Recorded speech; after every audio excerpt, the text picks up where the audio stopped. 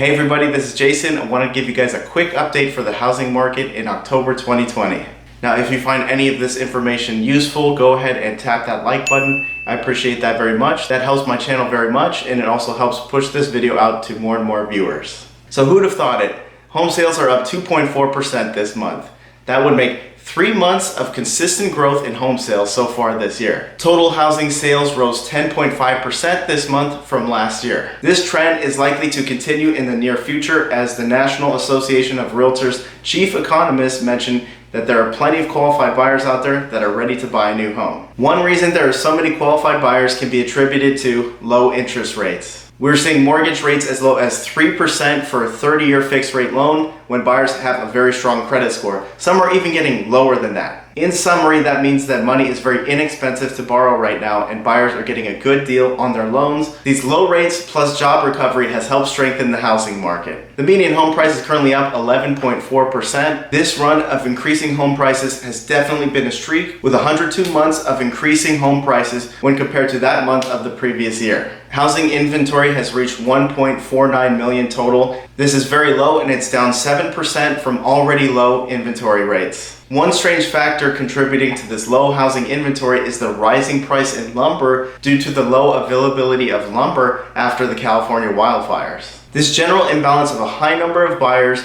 paired with a low inventory is what has been boosting home prices over the last few months, as we have seen. Many wonder how much longer will these home prices continue to rise, especially when forbearances are due in 2021. And what that means is basically from the start of this outbreak, people have signed up for a forbearance, typically from 180 to 360 days to simply not pay their mortgage. Many of us are wondering, will these forbearances hurt the housing prices in the future? Some say yes, some say no. But right now, what we do know is that the prices of homes continues to remain high due to the low inventory and the high number of qualified buyers. The average days on the market for homes in August was only 22 days on the market. In the real estate market, we know that when a home sells for 30 days or less, that shows a strong demand for homes. That inventory, meaning the number of homes for sale, is definitely way down. It is low. When I look at the homes that were sold in this area over the last 3 months, they were typically only on the market for 20 days or less. The story for the last few months, especially after the shutdown, has been that there are barely any homes available,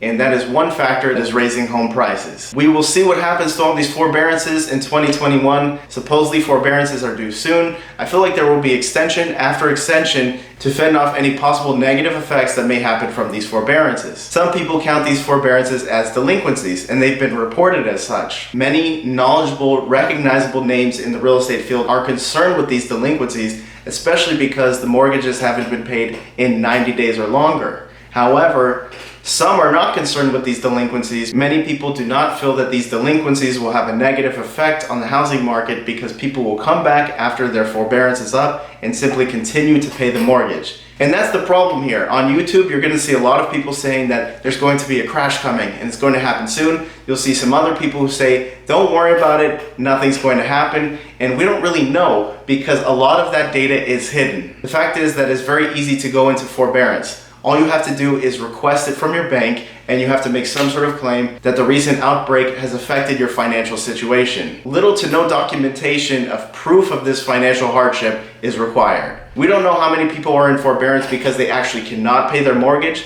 and they're expecting to not be able to pay their mortgage, and how many people are in forbearance because they simply want to hold off from paying their mortgage simply to hang on to more money. This is definitely a sticky situation, and it could have a negative outcome. However, you cannot blame the people who set up these forbearances to avoid foreclosures and short sales in the short term. Thank you again for watching. I hope you got the most out of this information and that it has been useful for you. If you enjoyed this, please go ahead and subscribe. That helps my channel very much. And also hit that notification bell so that way you won't miss these updates because more are going to be coming out. I'm going to keep a close eye on what is to come in the housing market, and I'll keep giving you guys updates as they come. Thanks again, and we'll see you guys next week.